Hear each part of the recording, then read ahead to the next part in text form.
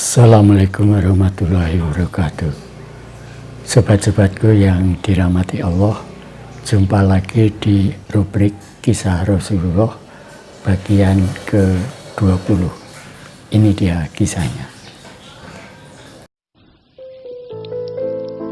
Kisah Rasulullah SAW bagian ke-20. Khadijah. Namanya Khadijah binti Khuwailid. Sosoknya cantik dan anggun. Setelah ayah dan ibunya meninggal, saudara-saudara Khadijah saling membagi harta kekayaan peninggalan orang tuanya. Namun Khadijah sadar bahwa kekayaan dapat membuat orang hidup menganggur dan berfoya-foya. Dia dikaruniai kecerdasan yang luar biasa dan kekuatan sikap untuk mengatasi godaan harta. Maka dari itu, Khadijah pun memutuskan untuk membangun kekayaannya sendiri berbekal warisan orang tuanya.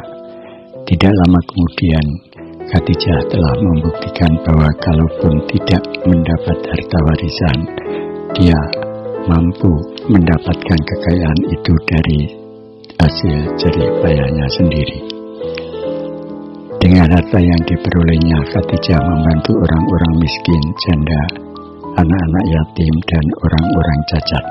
Jika ada seorang gadis yang tidak mampu, Khadijah menikahkan dan memberi mas kawinnya. Khadijah lembut dan ramah. Walau menjadi pemimpin tertinggi dalam menjalankan bisnis keluarga sepeninggalan ayahnya, dia juga mau menerima saran-saran orang lain. Khadijah tidak menyukai adanya jarak hubungan antara atasan dan bawahan. Dia menganggap bawahan sebagai rekan kerja yang pantas dihormati. Khadijah sendiri selalu tinggal di rumah. Karena itu, biasanya dia minta bantuan seorang agen jika sebuah kafilah sedang dipersiapkan untuk pergi ke luar negeri. Orang yang dimintai bantuan itu bertanggung jawab membawa barang-barang dagangannya untuk dijual ke pasar-pasar asing. Khadijah sangat teliti memilih seorang agen.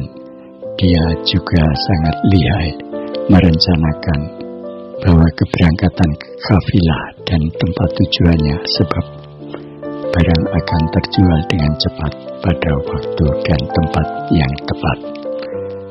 Begitu suksesnya Khadijah sebagai seorang saudagar, sampai-sampai jika sebuah kafilah Quraisy berangkat dari Mekah, bisa dipastikan lebih dari separuh adalah harta perdagangan milik Khadijah.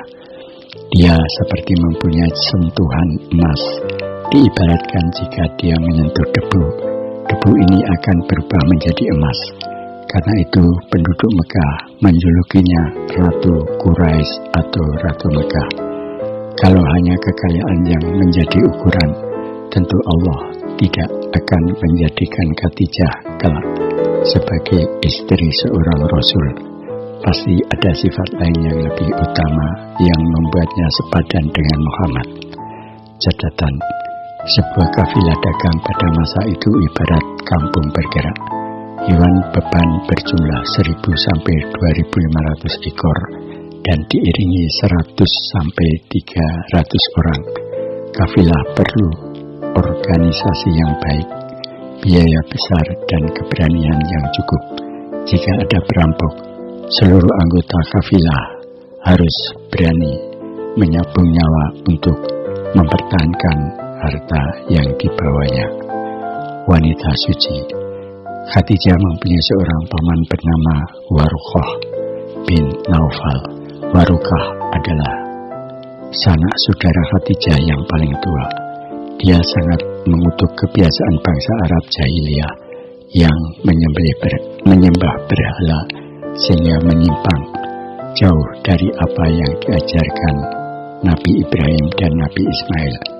Warukah sendiri adalah hamba Allah yang setia dan lurus.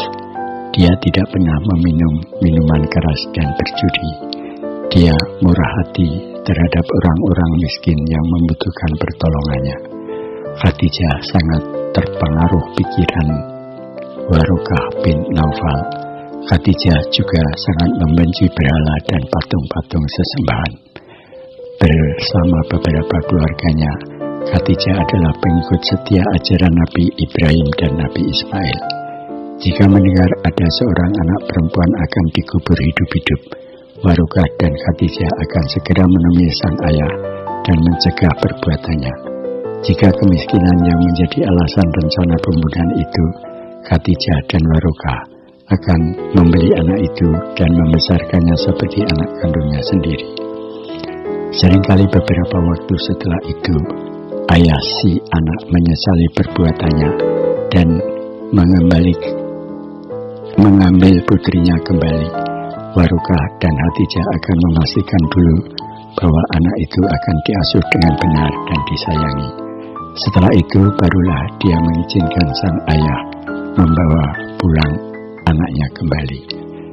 Budi pekerti Khadijah yang agung, santun, lembut, dan penuh keteladanan ini membuat semua orang menjulukinya juga sebagai Khadijah at-Tahirah atau Khadijah yang suci. Pertama kalinya dalam bahasa Arab seorang wanita dijuluki demikian, padahal orang Arab pada masa jahiliyah itu sangat mengagungkan laki-laki dan merendahkan wanita. Catatan, selain Khadijah ada pula beberapa saudagar wanita terkenal. Di antaranya adalah Hindun, istri Abu Sufyan, dan Asma binti Mukaribah, ibu Abu Jahal. Para saudagar wanita ini biasanya juga menjual keperluan wanita seperti pakaian, parfum, perhiasan emas dan perak, permata, dan obat-obatan. Barang-barang ini tidak memerlukan banyak ruang, ringan, dan laku keras di mana-mana. Demikian kisahnya. Wassalamualaikum warahmatullahi wabarakatuh.